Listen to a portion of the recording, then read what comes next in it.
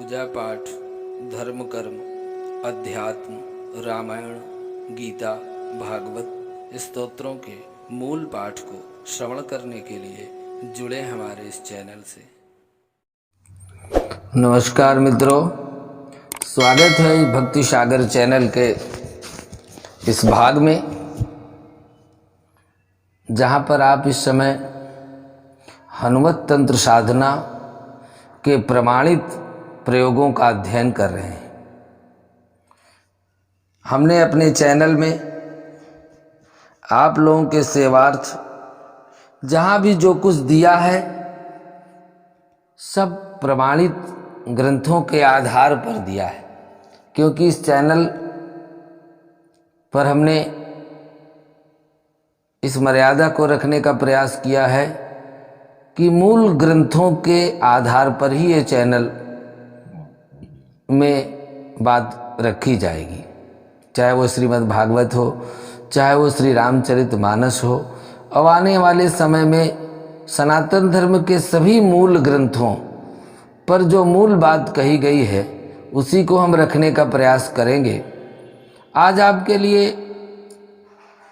बहुत पावरफुल प्रयोग लेकर के आए हैं और कहा जाए कि अंगद का पांव। आपको मालूम होगा कि अंगद जी ने रावण के दरबार में जब बहुत प्रकार से वार्तालाप करके विजय हासिल कर ली, फिर भी रावण को समझा नहीं पाए, तो उन्होंने रावण को भी चैलेंज कर दिया। किस बल पर?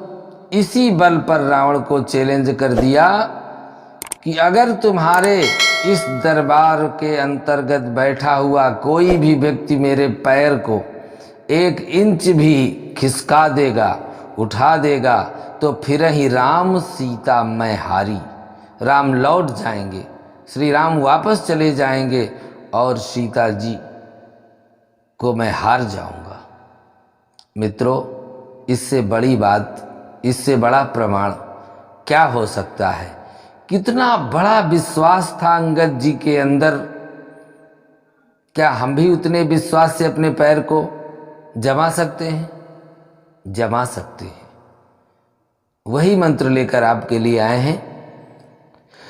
विषम परिस्थितियों में कहीं कोई चैलेंज हो जाए तो वज्र की तरह अडिगता के लिए इस मंत्र का प्रयोग किया जाता है। मंत्र सुने। ओम नमो हनुमते रुद्रावताराय वज्रदेहाय वज्रमखाय वज्रमुखाय वज्ररोमणे वज्रनेत्राय वज्रदंताय वज्रकराय प्रियभक्ताय रामदूताय स्वाहा।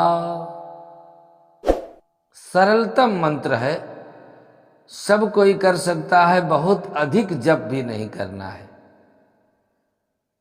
संपूर्ण मानव जीवन की कैसी भी विषम परिस्थिति आ गई हो, किसी ने भी आपको चैलेंज कर दिया हो कि ऐसा आप नहीं कर सकते हैं, शत्रु कितनी भी ताकत से हमारे सामने खड़ा हो गया हो, लेकिन अगर हमने उसका भी मुकाबला कर लिया तो उस समय उसको भी हमारे सामने से हटना ही पड़ेगा, इसमें कोई संदेह नहीं है। उससे निपटने में समर्थ होने के लिए यदि साधक यह साधना करे तो प्रत्येक परिस्थिति में वह वज्र के समान अडिग और अटल रह सकता है। उपरोक्त मंत्र का उच्चारण 11 दिन तक रात्रि में किसी भी पीपल आदि वृक्ष की परिक्रमा करते हुए करना है। पीपल की परिक्रमा करते जाइए, मंत्र का जाप करते जाइए, ज्यादा मंत्र नहीं जपना है, 11 बार केवल। तत्पश्चात किसी से भी आते और जाते और मंत्र मन में जपते हुए बात नहीं करनी है। आकर के अपने बिस्तर पर मौन होकर के पूर्व दिशा को पैर करके सो जाए। यद्यपि साधारणतया पूर्व दिशा की ओर पैर करने का निषेध है, पर इस मंत्र की साधना में आपको अपने पैर पूर्व दिशा की ओर रखने होंगे। यह साधना आपको सभी प्रकार की परेशानियों से, संकट से, दुखों से, विपत्तियों से और दुश्मन के सामने वज्र के समान अडिग रहने की शक्ति और विजय प्रदान करती है।